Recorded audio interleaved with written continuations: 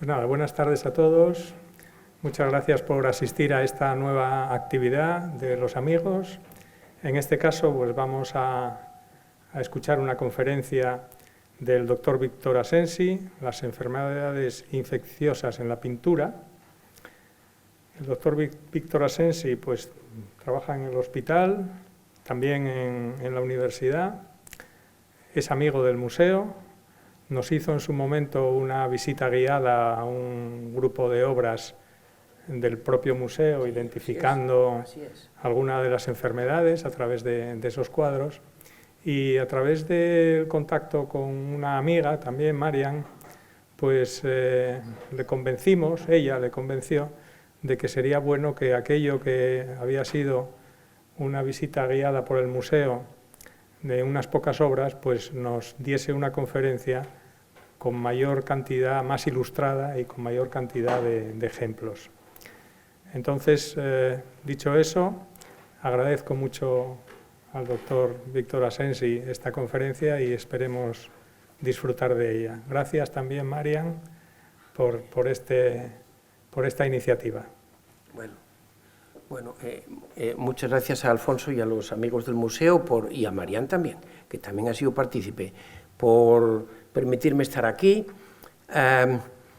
Bueno, el que no me conozca, bueno, yo me dedico a las enfermedades infecciosas desde hace muchos años en el UCA, soy catedrático de medicina y específicamente de patología infecciosa. Y cuento esto porque tiene que ver con lo que van a ver ustedes, que son muchos cuadros que tienen que ver con las enfermedades infecciosas, porque yo, al empezar una clase y al terminar una clase, yo siempre ponía una imagen para que los alumnos les quedara. Entonces esto ha sido un poquito el embrión de esta presentación, ¿no? Bueno, después ha habido más cosas, porque, bueno, con el devenir de los años, pues yo he entrado en contacto con un grupo internacional de patografía, es decir, el diagnóstico de las enfermedades a través de las obras de arte, concretamente de la pintura, y eso también me ha permitido incorporar imágenes de cuadros aquí. Algunas son de investigaciones que hicimos en el grupo de patografía, que fueron después publicaciones, ¿no? Bueno, ya, sin más preámbulo, vamos a empezar. Y vamos a empezar...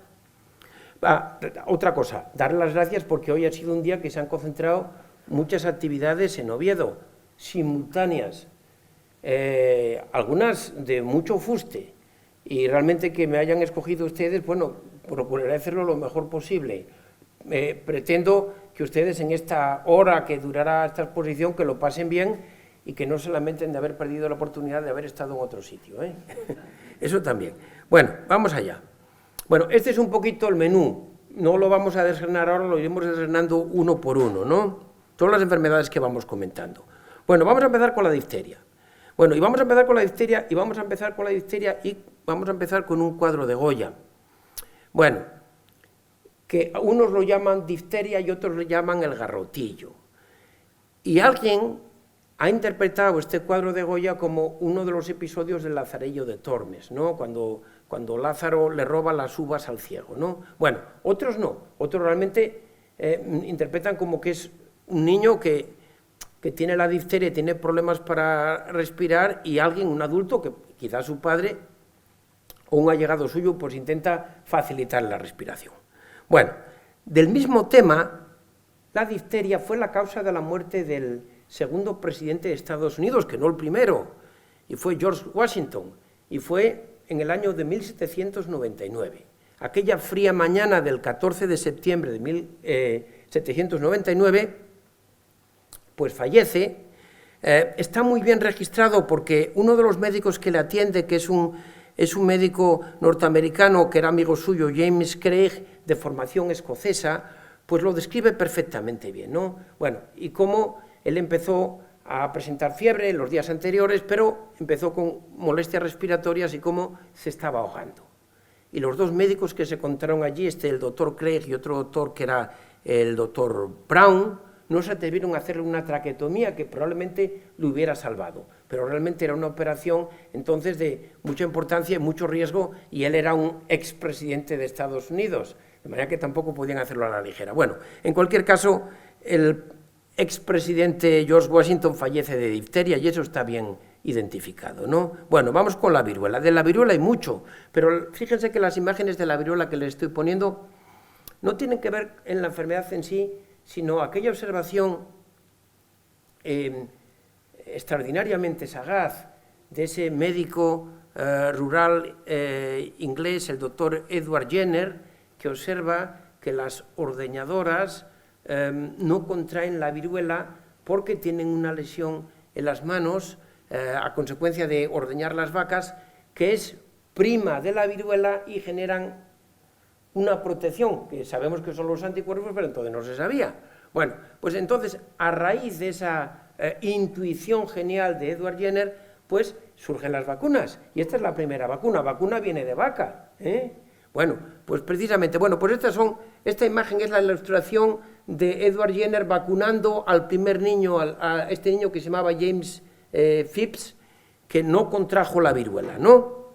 Bueno, hay más, son otras imágenes en relación con otros pintores, pero en relación con lo mismo, vamos a pasar, y esta es otra imagen, solamente que en Francia, esto pasó de Inglaterra a Francia y de ahí al resto del continente europeo, ¿no? Vamos con la peste. Bueno, algunas imágenes, esto es un anónimo, la peste, la gran mortandad que produce en los siglos, fundamentalmente en el siglo XIV. Bueno, pues este cuadro pues ya traduce, pues la mortandad, rezando los responsos, etcétera. Quizás no tiene mucha miga, pero va a tener más miga lo que van a ver a continuación. Y es esto. Y este se llama El triunfo de la muerte. Y este es un cuadro del Museo del Prado, dicho en holandés, Peter Bruegel. Y este magnífico pintor era uno de los favoritos de Felipe II, con la mala suerte de que hasta hace bien poco era el único cuadro que se conocía en España de este pintor, que se conocía no, porque la corte de los Habsburgo de Austria fue mucho más afortunada y la colección de Peter Bruegel en el museo, en el Kunsthistorische Museum de Viena, es maravillosa, ¿no? Bueno, aquí, ¿por qué les cuento lo de la peste? Bueno, pues ahí ven, no sé si lo pueden ver muy bien, es un esqueleto sobre un caballo escuálido, y estos son los males, y es la peste y es la guerra.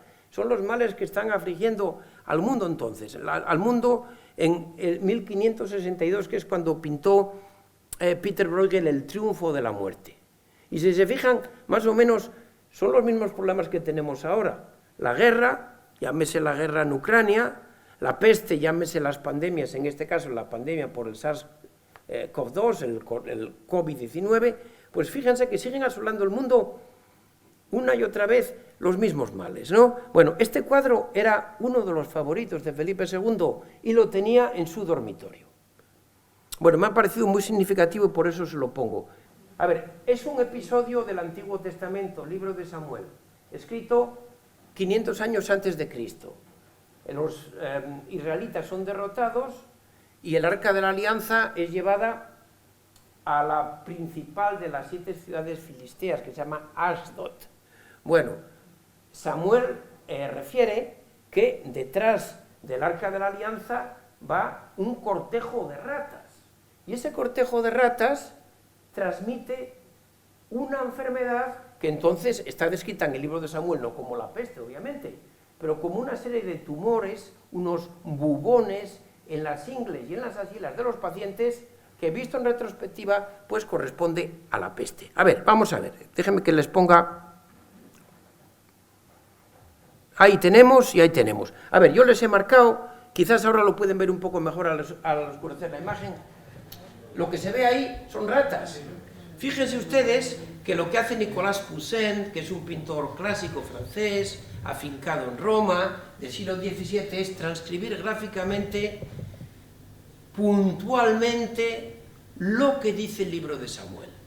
Y lo que dice el libro de Samuel es que unas ratas acompañaron al Arca de la Alianza y estas ratas transmitieron una enfermedad a los filisteos. Tanto es así que la población filistea de Ashdod se ve diezmada y deciden devolverles el Arca de la Alianza porque creen que les está dando el problema. Y los ratones vuelven detrás del Arca de la Alianza hacia Israel, donde no produce ningún problema. Bueno, fíjense ustedes lo que es... Dime, Alfonso. Puedes hablar en claro, micro, claro. Fíjense ustedes... Otra cuestión. Sí, dime. Para los que no somos Sí. del ámbito médico, sería también, podría ser interesante que nos dijeses en qué consiste cada una de las enfermedades. Bueno, a ver, de manera muy sucinta, ¿no? Vamos a ver, la peste es una enfermedad infecciosa, es una zoonosis cuyo reservorio son las ratas y cuyo vector son las pulgas. Y en la persona que pican, además de un cuadro febril, da crecimiento de las adenopatías, ¿no? Y da neumonías. Y de hecho la muerte muchas veces se producía por neumonías. Bueno, pues lo curioso, fíjense, es que Samuel lo relata 500 años antes de Cristo. Nicolas Poussin, y este cuadro es de 1630, recoge gráficamente lo que dice el libro de Samuel. Y, pásmense ustedes, hasta 1894, dos expediciones, una franco-suiza encabezada por Alexander Yersin y otra japonesa encabezada por Kitasato, no asocian la peste con las ratas como los reservorios de la peste. Y fíjense ustedes que ya lo había descrito Samuel, y fíjense ustedes que ya lo tenían en sus ojos, si iban al Louvre ya lo podían ver en el cuadro de Nicolas Poussin. Fíjense ustedes lo que es la vida, ¿no? Y transcurre desde 1630 hasta 1894, pues fíjense ustedes, son 300 años, casi 400 años, perdidos. Bueno, pues se demuestra científicamente lo que Samuel había dicho. A mí me parece una curiosidad importante. Bueno, ahí hay ratas por todos lados, Bueno, ahí ven los muertos, ¿no? Bueno, esto me parece muy significativo, Bueno, este tiene menos miga. Bueno, San Luis de Francia rezando por el final de la peste. Ya les digo que la peste en el siglo XIV asoló Europa. Hubo varias oleadas de la peste, pero la del siglo XIV fue muy gorda, ¿no? Y uno de los sitios donde se acantonó fue en Italia, especialmente en el sur de Italia, y especialmente en Nápoles. Y estos cuadros tienen que ver con esto. Plaza del Mercado de Nápoles durante la peste de 1656. Fíjense que es el siglo XVII. Y San Roque, curando a los apestados, 1549. Y este es un cuadro de Tintoretto, ¿no? Bueno, San Roque, que es uno de los patrones de Venecia, pues ahí atendiendo a los apestados, ¿no? Bueno, este es un cuadro que tiene diferentes interpretaciones, es un cuadro de uno de los pintores alemanes más famosos, después de Hans Holbein. Este se llama Matthias Grünewald.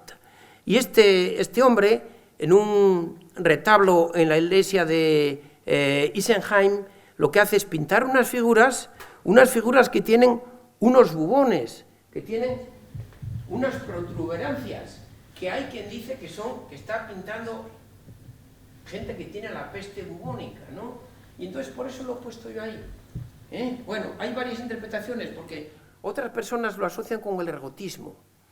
A ver, no quiero derivar mucho la conversación, pero el ergotismo tiene que ver con el uso de cereales que están contaminados por cornezuelo de centeno, y que produce diferentes alteraciones vasculares, cutáneas, etcétera, una intoxicación.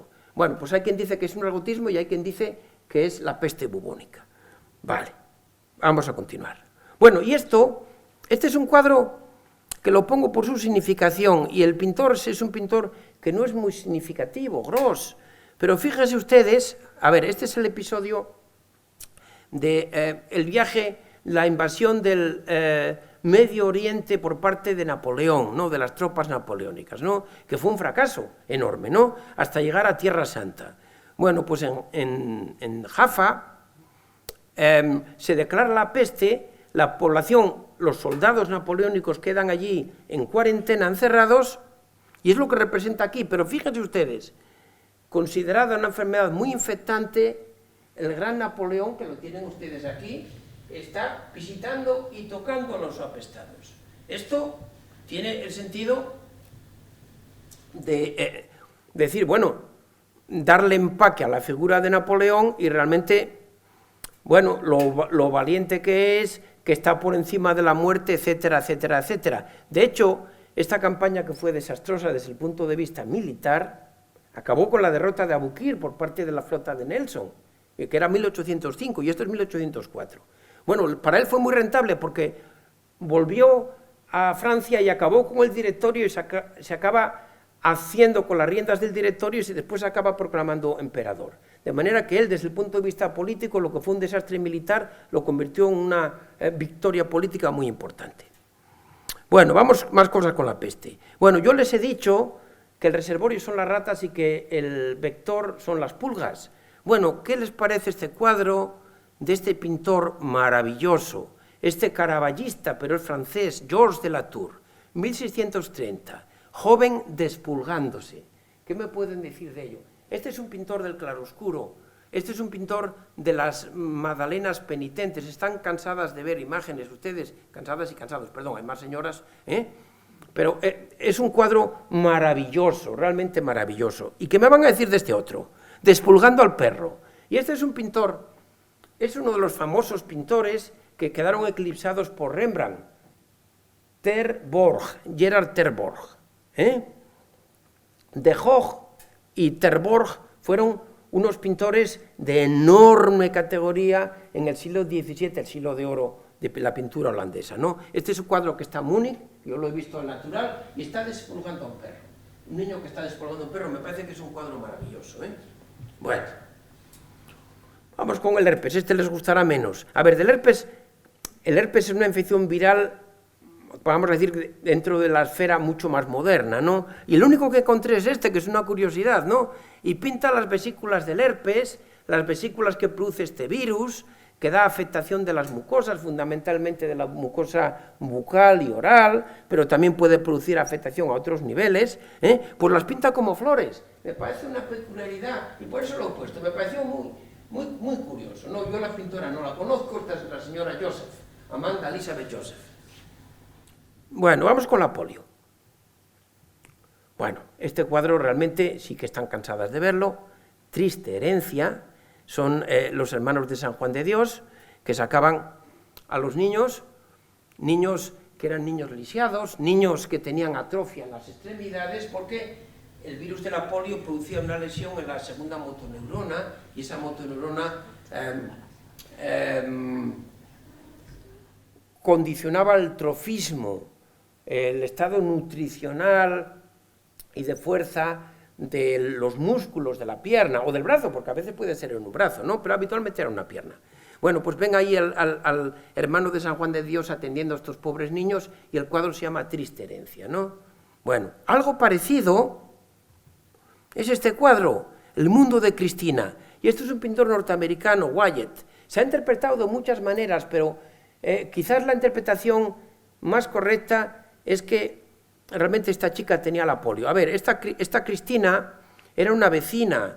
Este pintor Wyatt es un pintor norteamericano que vivía en el estado más al noreste de Estados Unidos, a principios, bueno, el primer tercio del siglo XX, ¿no? Maine. Y él, a través de la ventana, veía una vecina que tenía un problema de desplazamiento y que la dejaban sus padres salir y se arrastraba. Y es lo que pintó. Y por eso la he puesto ahí. Esta interpretación es la interpretación de un médico, de un patógrafo extraordinario que se llama el doctor Philip Makowiak.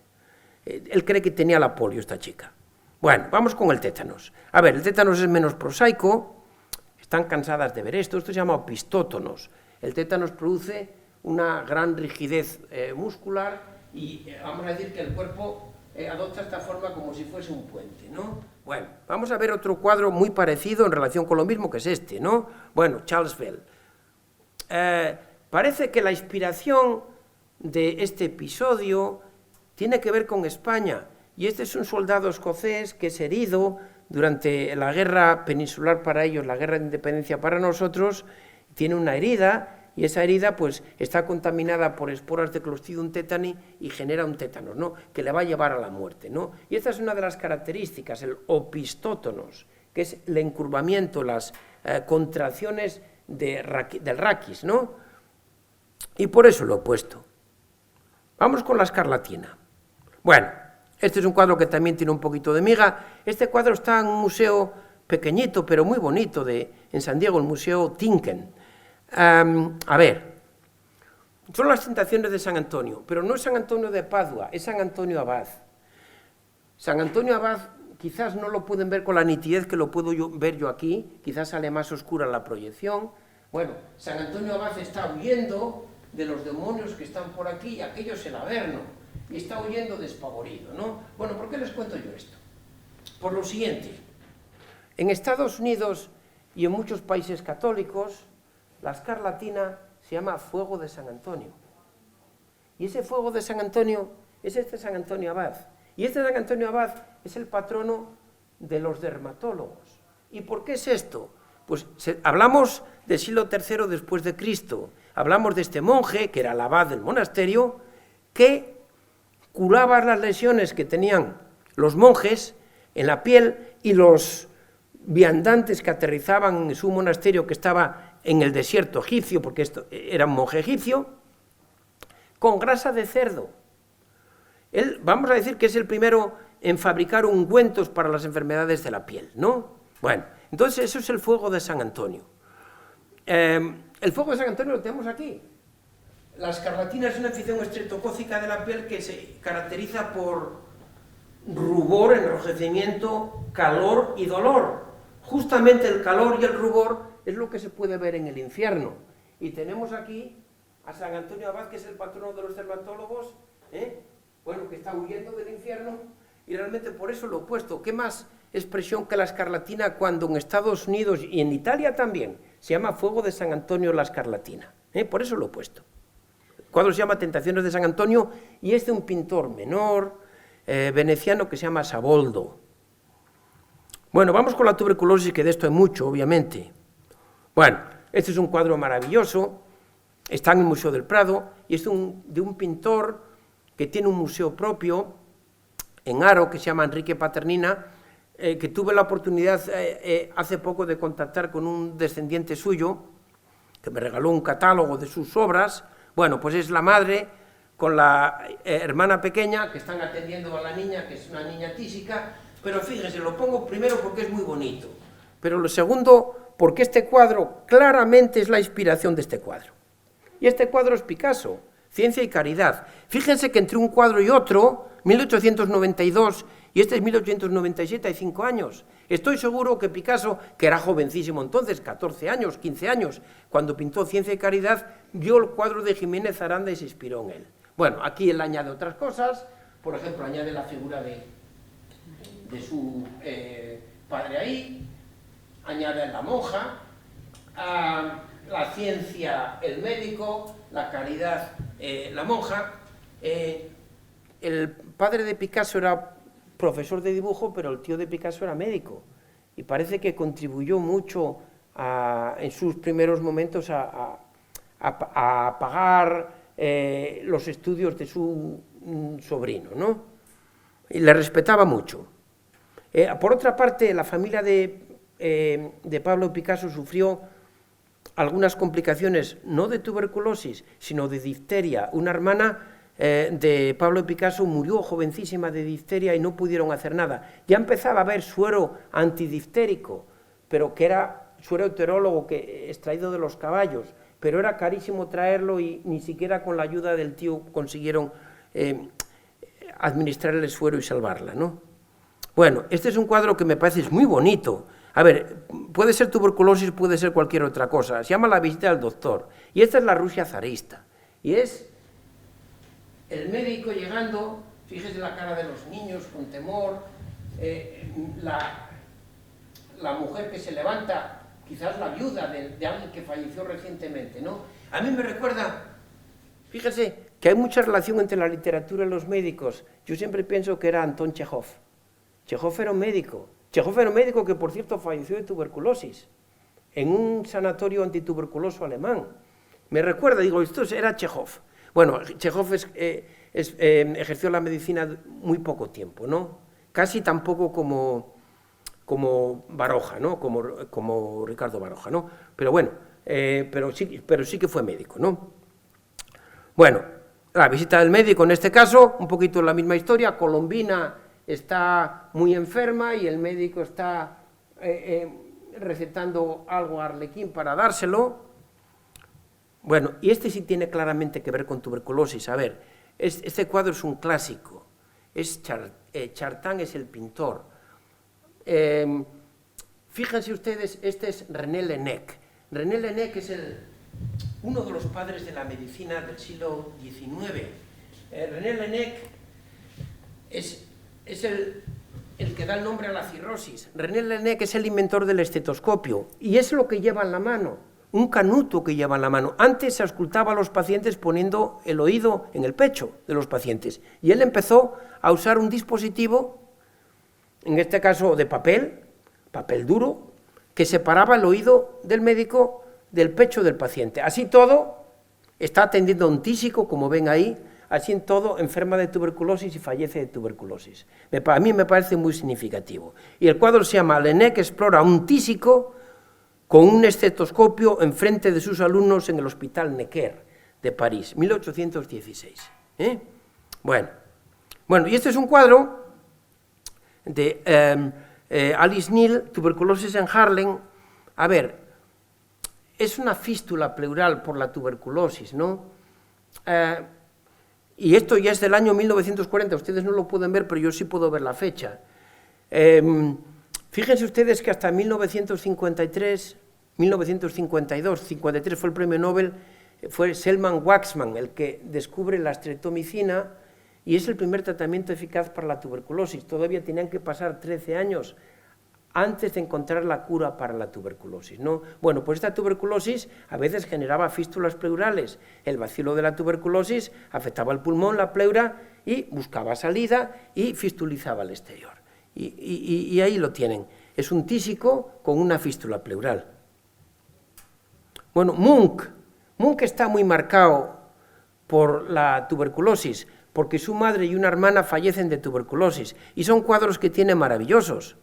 Munch tenía además problemas mentales, como ustedes saben, ¿no? Fíjense aquel cuadro maravilloso, Primavera. A ver, es su hermana Sofía. Su hermana está convaleciente, acaba muriendo de tuberculosis, pero fíjense que está amaneciendo y hay flores en la ventana y está dando el sol, y es el contraste entre ella que se está marchitando y las flores, la maceta floreciendo, ¿no? Bueno, y ahí ya la ven ya en una situación peor con su madre, niña enferma. Bueno, más, él estaba obsesionado además con la idea de la muerte. Madre y hermana fallecidas de tuberculosis, él no, él tenía el problema mental, ¿no? Muerte en la habitación del paciente. Munch es un pintor, la madre muerta. Fíjense ustedes una y otra vez el pensamiento obsesivo en relación con la muerte, en este caso generada por la tuberculosis, ¿no? Bueno, más historia, es otro pintor que me parece muy interesante, una convaleciente, obviamente de tuberculosis, 1896 a la izquierda, y solo en el mundo, aquí, a ver, aquí tiene poca nitidez la imagen que están viendo ustedes, pero el hombre está desolado, y a su lado, pues, la mujer que acaba de fallecer tísica, ¿no? Me parece también muy significativo, ¿no? Bueno, y este es un cuadro, a ver, tremendo. Ferdinand Hodler es un pintor austríaco que vive en París, la meca del arte, de los pintores, 1915. Ya está, en Primera Guerra Mundial, y esta es su modelo y amante, Valentina Godet d'Arel. Fíjense ustedes el estado de consunción enorme que tiene. Bueno, pues él se dedica a pintarla en diferentes fases, la cosa es macabra, hasta que fallece. Y hace una serie de cuadros de Valentina Godet d'Arel hasta que fallece. Este es el último. Este es Valentina Godet d'Arel en un lecho de rosas, ¿no? Bueno, y esta es Madame Monet, que también fallece de tuberculosis, y él la pinta con su... no me sale la palabra ahora mismo. Bueno, con su sudario. Bueno, y, a ver, este es un cuadro maravilloso de Gabriel Metsu. No todo Rembrandt en la pintura del 17, ¿no? Holandesa. Es un cuadro maravilloso de esta niña enferma. Bueno, la pongo como tuberculosis, bueno, puede ser cualquier cosa, pero el cuadro es extraordinario, pero fíjense lo que les voy a poner ahora. Es otro, Luigi Nono, es otra niña convaleciente, asumo que tuberculosa, Y fíjense esta niña enferma del periodo azul de Picasso, que es realmente maravilloso. Niña enferma. Pues ahí la tienen. Bueno, y este es un cuadro que me llama mucho la atención, es un cuadro que me encanta, se llama El médico, está en la Galería Tate de Londres, el doctor se llama, de este pintor Samuel Luke Fields, que este es un retratista famoso de finales del 19, es un cuadro hecho de encargo, donde por el magnate azucarero Tate, que dona a Londres su museo, se pinta él. Bueno, es que es tan oscura la imagen que no pueden ver los padres están detrás, el padre está de pie y la madre está desplomada en la mesa. Bueno, la niña está muy enferma, obviamente. Fíjense ustedes la soledad del médico, que lo único que puede ofrecer son remedios sintomáticos que están allí en aquella mesita. Pues nada, pues algún antitérmico que puede haber. No estaba descubierta todavía la aspirina siquiera, ¿no? Algo de láudano quizás, poco más, ¿no? No hay ningún antibiótico, obviamente, ¿no? Aquella niña con un proceso febril, el médico lo único que puede hacer es una actitud notarial, ¿no? Ver cómo evoluciona. Y siempre la idea de que al amanecer va a producirse un cambio en la situación del paciente, ¿no? Lo que llamamos crisis, ¿no? Que a veces la crisis ocurría en el buen sentido y otras veces en el malo. Bueno, pues en este caso, él ha querido poner un rayito de esperanza porque está amaneciendo y está despuntando la luz del día ahí y hay rayos del sol que están iluminando una maceta. Yo no sé si lo pueden ver muy bien. Bueno, podríamos decir que la crisis que va a ser en el sentido bueno, de que la fiebre desaparece y que la niña mejora, ¿no? A mí es un cuadro que me fascina, ¿no? Vamos a continuar. Ictericia febril. ¿Cómo vamos de tiempo, Alfonso? ¿Vamos bien? Sí.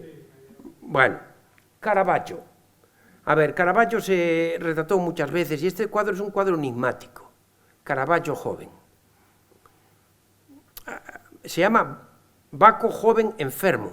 Bueno, sabemos que es él y sabemos que está amarillo y se han hecho muchas especulaciones. Si era una malaria, la malaria rompe los hematíes y genera una ictericia que el paciente se pone amarillo, si había tenido una hepatitis A.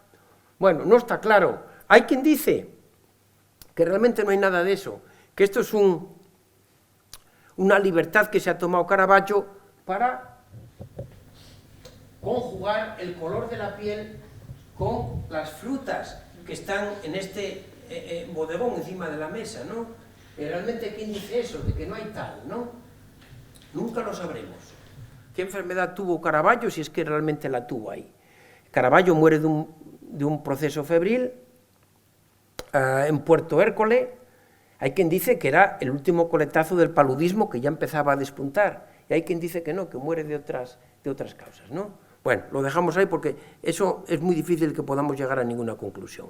Bueno, y Alejandro Magno también muere de un paludismo, de una malaria. Y ahí lo tienen Alejandro Magno y su médico a las puertas de la India, ¿no? Bueno, muere Alejandro Magno y tiene que repartir el imperio que ha conquistado entre sus capitanes, ¿no? Y eso ya supone ya, pues, la desbandada, ¿no? Unos se pelean con otros, etcétera, ¿no? Bueno, el pintor es un pintor menor, pero lo tenemos ahí. Y este es fiebre amarilla, en Valencia, tuvimos mucha fiebre amarilla, bueno, desapareció, pero fíjense que el cuadro es de 1804. Bueno, vamos a pasarlo. Vamos con la lepra, que da mucho. A ver, este es un cuadro de Santa Isabel de Turingia, baña a los leprosos. Fíjense cómo pusimos antes la figura de Napoleón con los apestados.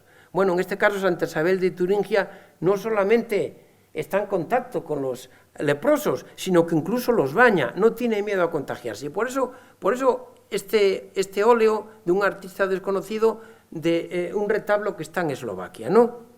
Bueno, este es un cuadro de un pintor no tan menor, Crespi, que tiene obra que yo sepa, en el Museo Thyssen tiene San Francisco curando a un leproso. Fíjese que lo está curando y lo está tocando. El mérito que tiene, era un santo, obviamente, pero el mérito que tiene el exponerse, ¿no?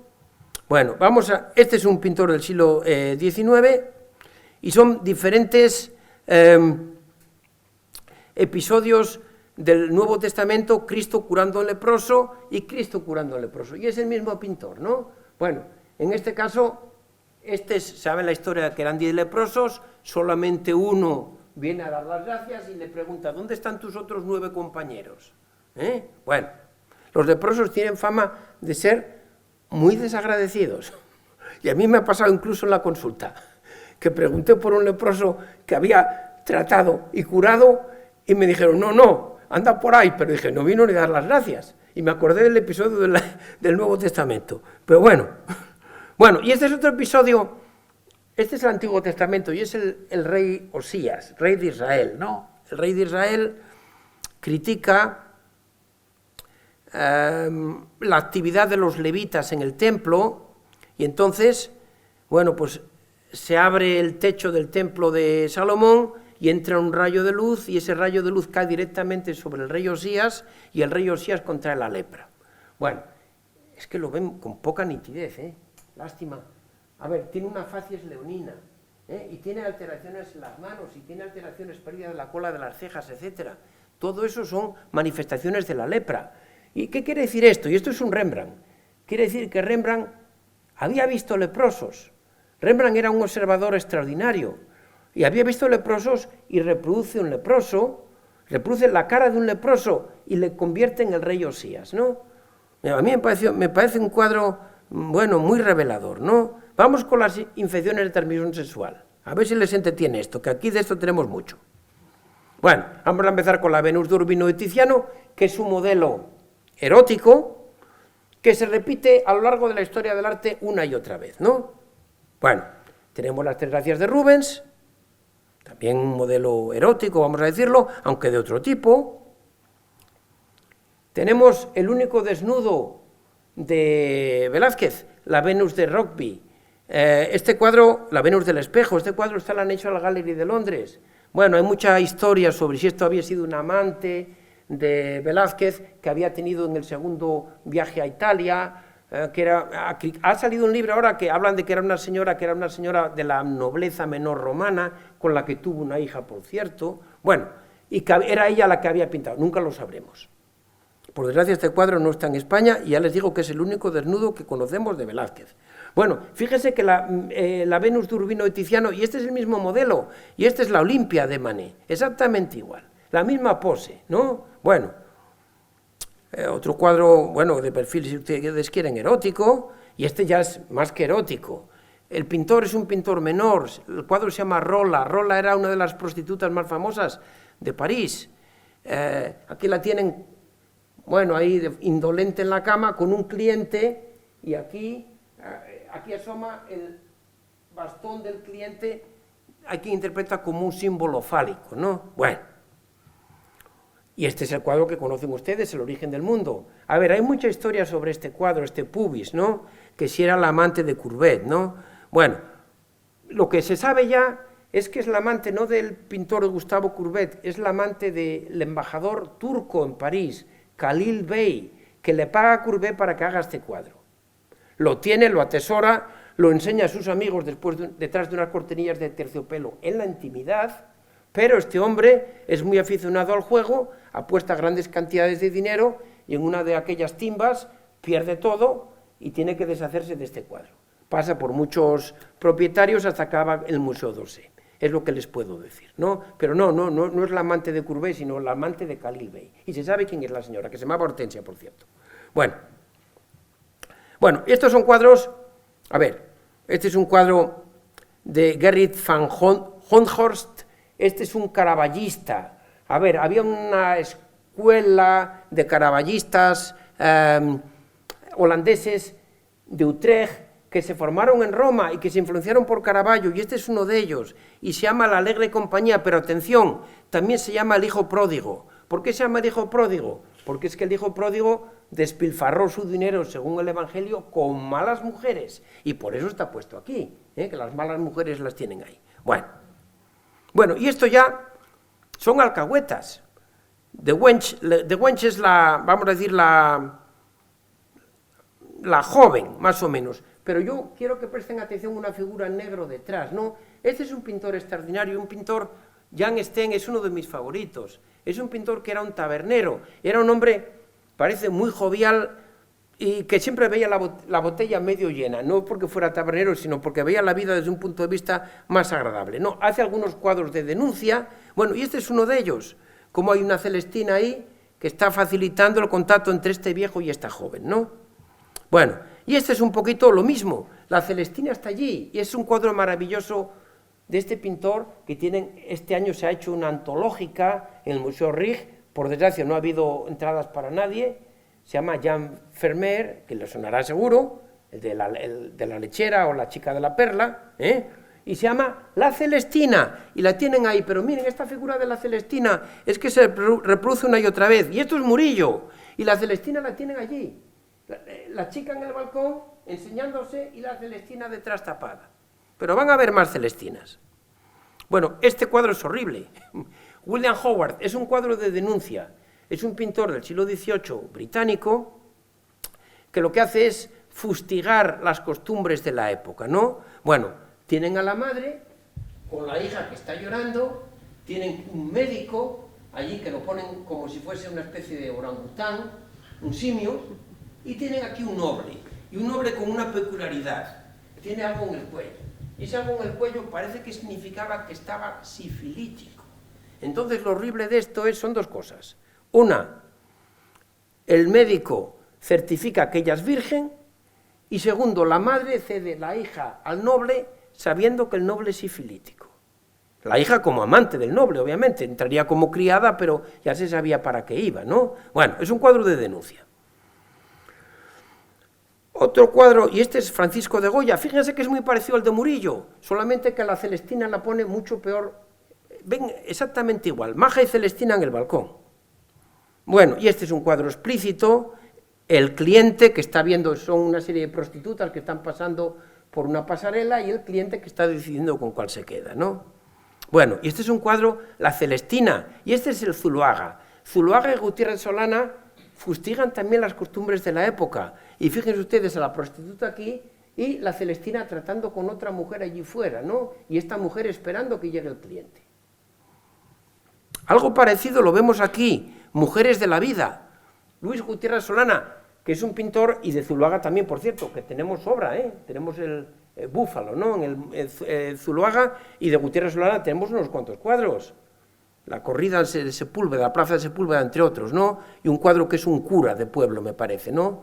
Sí, hay otro de un cura de pueblo. Bueno, Mujeres de la Vida, pues tienen aquí a la Celestina, puerta, ahí está con estas prostitutas. Bueno, más prostitutas y más Celestina ahí al fondo con el abanico, ¿no? Gutiérrez Solana las llama coristas aquí, bueno, como ustedes las quieran llamar. Y este es un cuadro que se llama Sífilis. Fíjense, el hombre que ha bebido y está pues borracho, y fíjense que hay una mujer desnuda, bellísima por atrás, y hay un monstruo que aparece que es la sífilis, llena de llagas, pues ahí le tienen, o sea, las dos caras de la sífilis, el placer sexual y la enfermedad que conlleva, porque esto es 1885, fíjense que hasta 1945 no hay penicilina, que sigue siendo el tratamiento de elección de la sífilis, ¿no? Bueno, a ver, Hans Holbein pinta este magnífico Enrique VIII, bueno, se le han atribuido muchas enfermedades, una de ellas es la sífilis, que la transmitió a su hijo, no está claro, Su hijo nos dicen que muere de una sífilis congénita y otros dicen que muere de una escrófula, de una tuberculosis cervical, ¿no? Ahí le tiene, muere muy joven, muere con 15 años el Eduardo VI, ¿no? Por eso lo he puesto. A ver, este cuadro es maravilloso, fíjense otra vez la enorme capacidad de observación de Rembrandt, fíjense esa nariz en silla de montar, fíjense en esos arcos superciliares prominentes. Este es un pintor y un crítico de arte que se llama Gerard de Layras, que es un belga, que era muy amigo de Rembrandt, y tenía una sífilis congénita. Su padre o su madre contrajeron la sífilis, bueno, los dos, obviamente, o la madre por lo menos, y él nace con este problema, ¿no? Bueno, por eso lo he puesto. Fíjense el de la lepra antes y fíjense ahora la sífilis congénita, es que era genial Rembrandt, Bueno, Paul Gauguin, que hizo de las suyas, Paul Gauguin, que hizo de las suyas en la Polinesia, ¿no? También parece que otro habitual de las enfermedades venéreas. Paul Gauguin, que era un agente de bolsa muy adinerado y que se pone el mundo por montera, abandona a la mujer y los 4 hijos y se dedica a pintar y se marcha a la Polinesia, entre otras cosas, y ya no quiere saber más de su familia, ¿no? Bueno, y aquí tienen a su amigo del alma, una parte del tiempo, Vincent Van Gogh, bueno, pues con la oreja cortada, que parece que también que podría ser un sifilítico, ¿no? Y estos sifilíticos terminaban muchas veces en instituciones mentales, como este hospital de Arles. Y eran instituciones mentales y eran enfermos psiquiátricos cuando realmente eran enfermos neurológicos, que tenían la tercera fase de la sífilis, que es la parálisis general progresiva, ¿no? Tratamiento con penicilina, se hubieran curado. Bueno, no se conocía, por desgracia, la enfermedad en su magnitud y no se conocía el tratamiento, pues nada, ¿qué le vamos a hacer, no? Bueno, y otro amante de los prostíbulos es Toulouse-Lautrec. Ya lo conocen perfectamente, tiene muchísimos cuadros de prostitutas, él vivía la noche, él era un hombre, vamos a decir, acomplejado por una, no sé si una osteogénesis imperfecta, era un problema óseo yo creo que era una osteogénesis imperfecta, ¿no? Recklinghausen. Bueno, que le generaba múltiples fracturas y una estatura muy pequeña, era un enano. Bueno, pues él vive en este mundo de la noche, él que es una persona de la nobleza, muchas prostitutas, la inspección médica, más claro el agua, ¿no? Bueno, la prostituta con su Celestina ahí las ven. Bueno, siempre está la Celestina, y ahí lo tienen también, 2 chicas. Bueno, y este cuadro es maravilloso, periodo azul, se llama 2 prostitutas en un bar, y es el periodo azul de Picasso, 1902, y no sé dónde está este cuadro, lo he encontrado en la red, pero no sé dónde está, colección particular, me parece maravilloso, maravilloso, como aquella madre con la niña enferma, pues ese periodo azul de Picasso a mí me fascina. Bueno, y estas son prostitutas, las Demoiselles de Aviñón. Aviñón era una calle de Barcelona famosa por sus prostíbulos, ¿no? Pero aquí ya es otro Picasso ya, es otro Picasso que está en el cubismo y en las máscaras africanas, pero realmente ya está en la fase cubista, Picasso un genio, Picasso una esponja, ¿no? De todas las corrientes de arte. Fíjense cómo pasó, evolucionó desde ciencia y caridad al periodo azul, periodo rosa no les he puesto nada, pero a este otro periodo ya que es el cubismo, ¿no? Realmente es algo maravilloso, ¿no? Bueno, y este es otro pintor que muere de tuberculosis y se llama Amedeo o Amadeo, como ustedes quieran, Modigliani, ¿no? Y pinta una serie de desnudos que fueron muy escandalosos en su tiempo, ¿no? Y van a verlos, he puesto 3 o 4. Fíjense ustedes, son muy eróticos, Son muy eróticos estos desnudos de Modigliani. Bueno, y este es otro cuadro que tiene que ver con la prostitución, pero un cuadro que no saca un desnudo claro, es una prostituta que está hablando con alguien, y este es un episodio de la vida de Munch, que mencioné antes con la tuberculosis. A ver, Munch tiene algún problema en su Oslo natal y decide pasarse unas navidades en Copenhague y pasa la Nochebuena y la Navidad en un prostíbulo, y es lo que representa ahí. Me figuro que haría algo más que saludar a las señoras que estaban allí, ¿no? Bueno, y esta se llama una buscona, y este es un expresionista alemán, Kirchner, Ernesto Luis Kirchner, Buscona, calle con buscona de rojo. Y este es un cuadro que me fascina. Este es un pintor, que es un pintor menor, Christian Schad, retrato del doctor Haustein. A ver, este cuadro está en el Museo Thyssen, y este cuadro estoy seguro que lo conocen ustedes. Lo inquietante no es él, lo inquietante es una figura que está atrás, que está fumando, una figura que parece de una mujer, ¿no? Por la mano larga, las uñas, humo en la boca, y esto que se ve aquí, esto es un espéculo, es algo que es un instrumento profesional para la inspección del tracto genital femenino. El doctor Haustein, judío, era uno de los especialistas o el más famoso de Berlín en la época de la República de Weimar. Muy famoso, muy adinerado, muy conocido de la JET, y allí se reunían escritores, se reunían artistas, actores y actrices, músicos, etcétera, ¿no? Y en aquellas fiestas él era famoso por sus infidelidades y su esposa no puede soportar estas infidelidades y se suicida dos años después del cuadro. Sabemos que la persona que está detrás es una amante que se llamaba Sonja, bellísima. Bueno, pues el cuadro tiene más miga, porque en el año 1933 tocan en la puerta el doctor Haustein y es la Gestapo. Y el doctor Haustein, que era judío, decide tomarse una cápsula de cianuro y suicidarse. De manera que este cuadro es tremendo, porque es la muerte de él, la muerte de la mujer. De Sonja no sabemos nada. Pero fíjese una cosa más en este cuadro. Este cuadro tiene una influencia muy grande del expresionismo alemán, pero en el cine. Y esto lo sabe muy bien mi amigo Gabino Busto. Este es el Nosferatu. Fíjense ustedes la sombra de Nosferatu, que no es otra cosa que la sombra que vemos ahí, es que es lo mismo. ¿Se dan en cuenta la influencia del expresionismo del cine en la pintura? Bueno, vamos con el VIH-Sida, pero vamos muy rápido. ¿Vamos bien, Alfonso? ¿Con esto? Bueno, yo creo que a las 8 les doy el pase, ¿eh?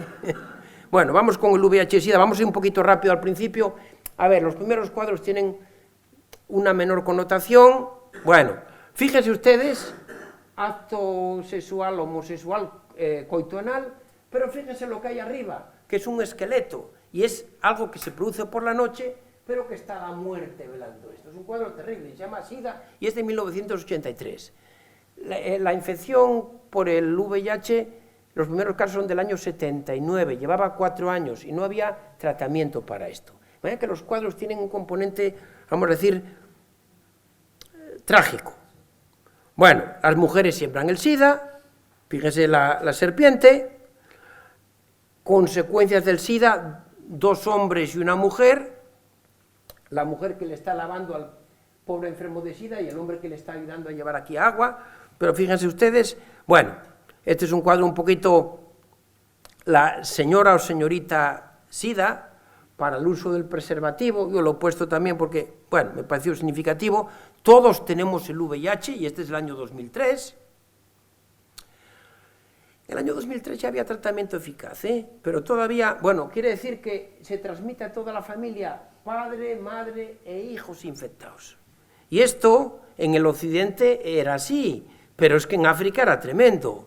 El SIDA en África, y este es el año 2000, la embarazada pintada de rojo con el VIH y el niño también infectado, y el niño que tiene en el vientre también infectado, sin duda, transmisión vertical, ¿no? Bueno, SIDA y espiritualidad, del 2003, y ahora estamos terminando ya la presentación, pero vamos a terminar con algo que les puede interesar. ¿Qué tienen en común estos pintores? Y esto le va a interesar sobre todo a Gabino Busto. Autorretrato de Modigliani, autorretrato de Lucian Freud y autorretrato de Bacon. ¿Qué tienen en común estos pintores como pintores? Bueno, esta es una lectura, una reflexión mía, pero que probablemente muchos de ustedes comparten y yo creo que Gabino también comparte.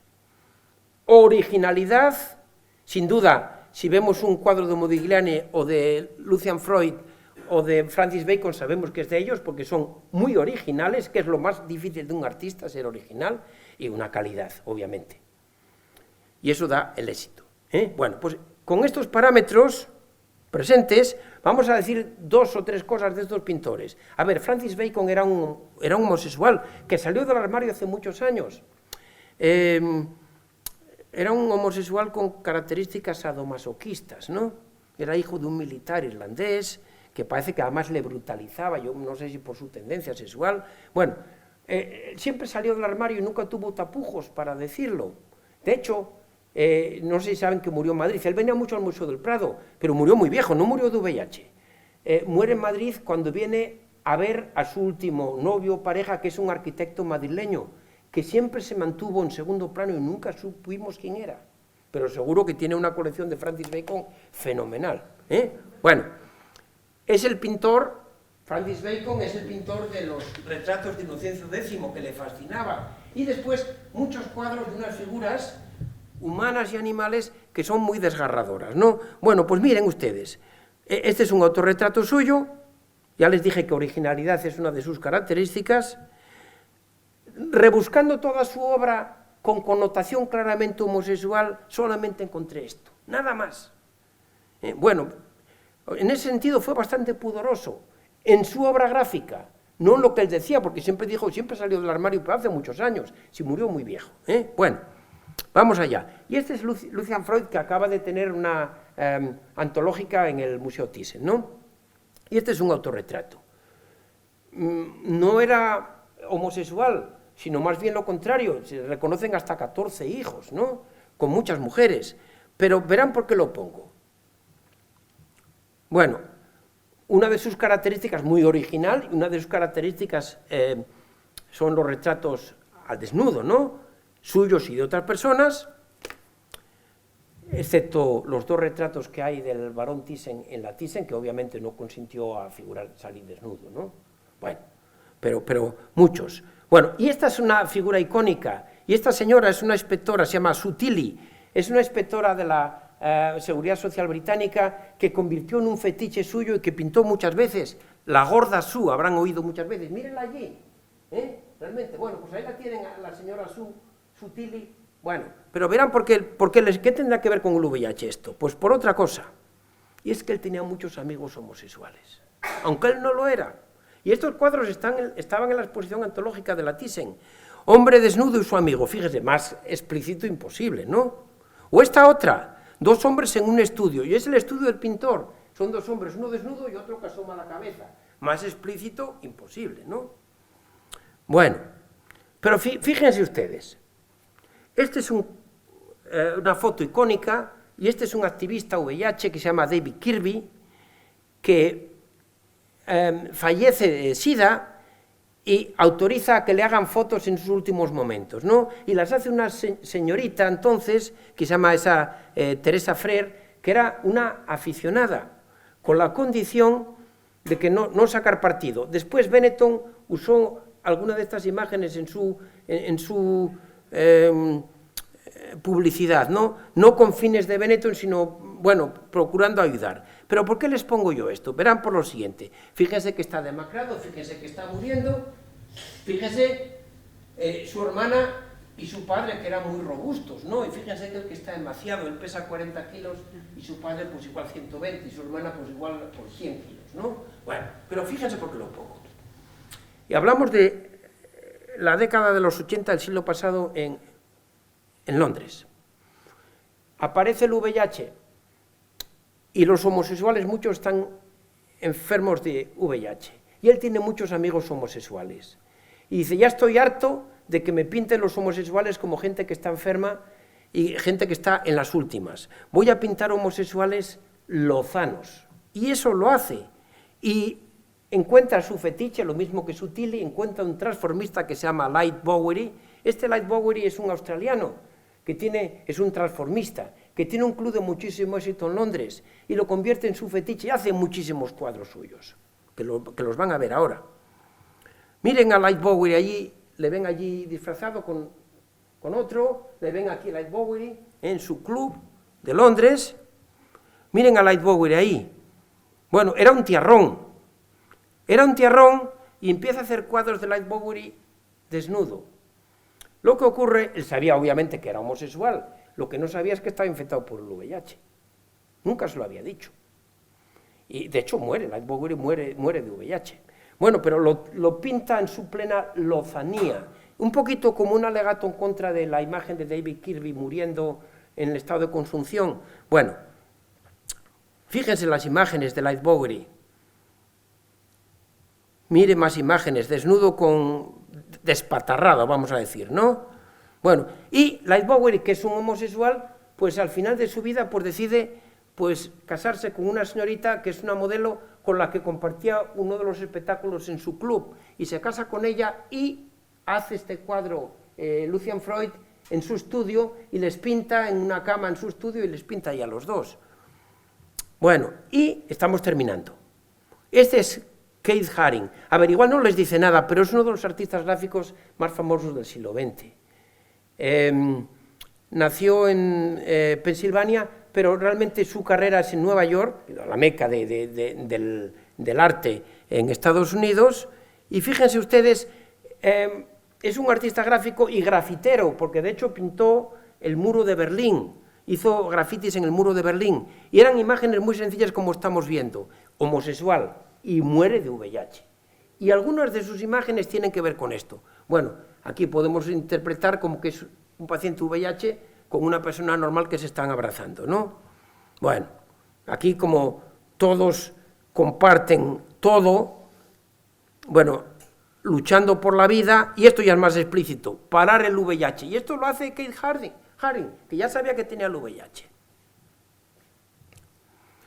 Ignorancia es igual a temor, y esto es Keith Haring también, todo tiene que ver, son iconos de denuncia del VIH, y él muere en 1995, me parece, creo que recordar. Y esto lo debemos a Gabino Busto. Esto es de Gabino Busto. Yo no conocía a este artista gráfico gijonés, que se llama Juan Suárez Botas, que hace su carrera en Nueva York, que debió de coincidir con Keith Haring en la misma época, también infectado de VIH. Bueno, aquí tienen imágenes primeras suyas, también era, bueno, pues homosexual, tiene algunas, bueno, imágenes gráficas explícitas, ¿no? Homosexualidad, pero verán, no lo pongo por eso, lo pongo porque él, en sus tratamientos, en las largas horas, cuando estaba recibiendo en los hospitales de día medicación para tratamiento de las complicaciones del VIH, que yo no sé lo que podía ser, sería Soltrin para el Pneumocystis carini o Ganciclovir para el citomegalovirus, se dedica a dibujar a los que están enfrente, y se llama En el hospital, y es Juan Suárez Botas, y esta obra está en el Museo de Jovellanos de Gijón, porque él lo cedió, él murió obviamente sin hijos, y lo cede a su familia trae la obra y la tienen en el Museo Jovellanos de Gijón. Y esto lo debemos a Gabino Busto. Y este es otro, este es en el hospital en 1992, fíjense, lo que tiene es un catéter intravenoso esta persona, ¿no?, con el VIH, ¿no? Bueno, con el VIH no había que arrojar la toalla porque realmente ya tenemos un tratamiento que es un tratamiento del que no se cura pero no se muere nadie, ¿no? Bueno, esta es la penúltima diapo. A ver, y esto no tiene que ver con el VIH, ni con las infecciones. Quiero terminar con esto. A ver, Goya siempre odió a los médicos y siempre los consideró que eran unas personas muy interesadas, ignorantes, lo peor de lo peor, hasta que enferma de algo que pudiera ser una insuficiencia cardíaca en Burdeos y llama a un doctor español que es el doctor Arrieta, y el doctor Arrieta le atiende, no sé lo que le dio, pero mejoró, y entonces Goya, este es el Goya enfermo, y entonces él pinta este cuadro dedicado al doctor Arrieta y dice, de Francisco de Goya a mi Salvador el doctor Arrieta. Este cuadro está en Minneapolis, pero es el único cuadro de Goya en el que habla bien de los médicos, cuando le tocó más de lleno. Y yo creo que, Alfonso, que cumplimos, son las 8:03, pues nada, no sé si tienen alguna pregunta, si pasaron un rato agradable y realmente perdieron conferencias que realmente que valían la pena, ¿no? Bien. Bueno, muchas gracias a ustedes por estar aquí. Nada, si tienen alguna pregunta que les pueda hacer, pues con muchísimo gusto, ¿no? Bueno. Gabino, parte te lo debo a ti, ¿eh? Bueno, muchísimas felicidades. Sí. Hablamos muchas veces de este tema y enhorabuena por esta documentada charla tan interesante que solo tú puedes dar, porque claro, tienes aunas los dos intereses, el interés profesional de la medicina y el interés por la historia del arte, que vamos, tienes un interés muy de muchos años muy manifiesto, ¿no? Yo quería preguntarte, Víctor, ¿en qué medida todas estas manifestaciones artísticas no solo son un reflejo, un espejo del acontecer de las patologías, sino en qué medida ayudan a reflexionar sobre ellas, a guardar memoria, no solo el espejo, sino las manifestaciones como agentes activos de la evolución de la medicina, ¿no? Sin duda, Gabino. A ver, aquí vemos, realmente he puesto imágenes aquí de lepra, de sífilis congénita, de difteria, que son enfermedades que, bueno, afortunadamente las vacunaciones, la difteria con las vacunaciones ha desaparecido, la polio que he puesto con las vacunaciones ha desaparecido, etcétera, están ahí para que nos lo recuerdan los avances de la medicina. Realmente una de las cosas más grandes de la medicina desde el siglo XVIII hasta ahora son las vacunas, ¿eh? Bueno, yo he tenido una conversación con un antivacunas y no lo he convencido, hace bien poco. ¿Pero qué vamos a hacer? Pues no, las vacunas no sirven para nada y todo es mentira. Bueno, pues nada, ¿qué vas a hacer, no?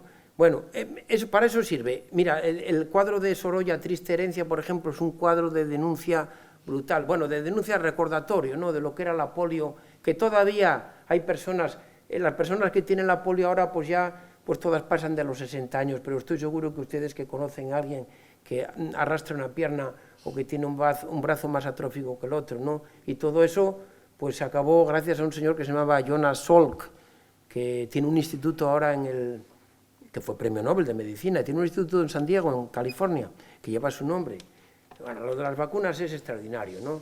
¿Qué decir de la penicilina? Porque, a ver, muchos microorganismos con el paso de los años se hicieron resistentes a la penicilina, pero el treponema pallidum, que es el agente de la sífilis, es exquisitamente sensible a penicilina y sigue siendo el tratamiento de elección el que lo contrae, excepto que sea alérgico a la penicilina. Hay alternativas.